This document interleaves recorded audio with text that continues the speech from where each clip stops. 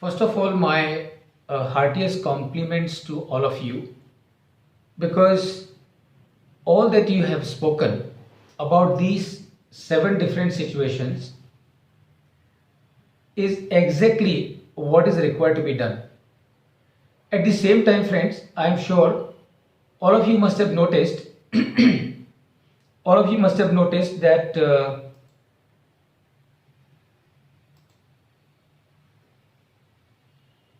the solution for all these 7 case studies that you have undergone, you would notice that the response required for all of them is same. And therefore, friends, if I have to look at these 7 situations and handle them, what I would do, I would look at 5 things of these companies and also of my vendors.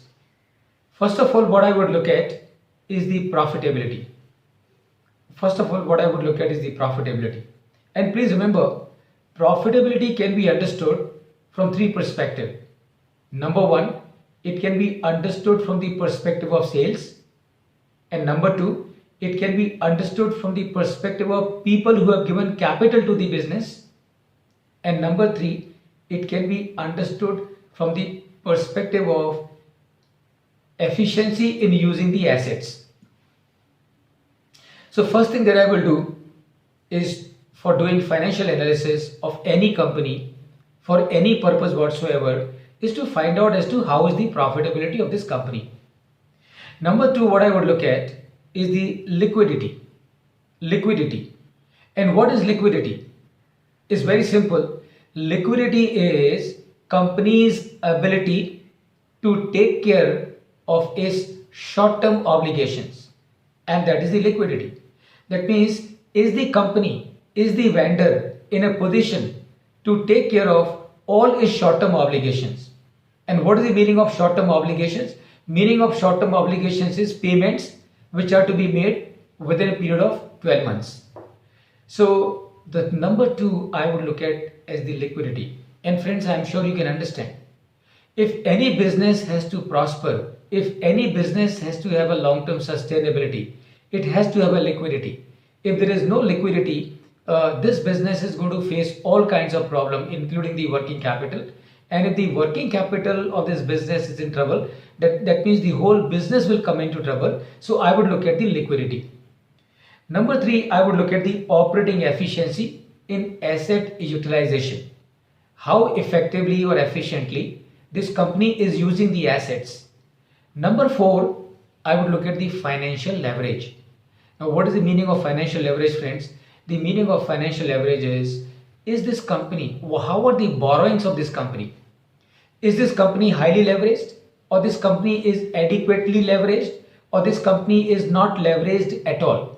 और leveraging का क्या मतलब है, friends? Leveraging का मतलब है borrowing. So if a company has taken heavy amount of debt, that company is bound to be in trouble sooner than later. And if the company is moderately leveraged, which is good. And the 5th thing that I would look at, friends, is the solvency.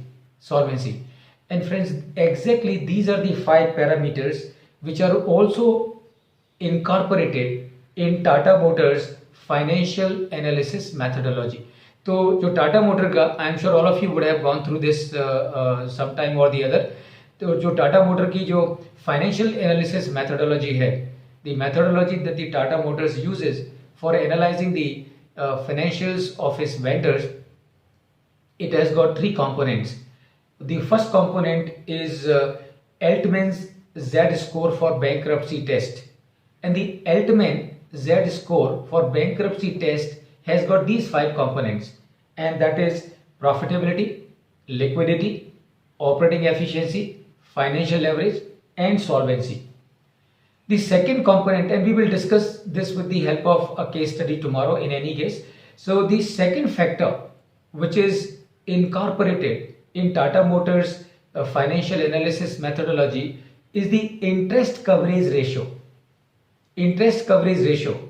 And the third element which is there as part of Tata Motors the financial methodology for analyzing the vendors is net debt equity ratio.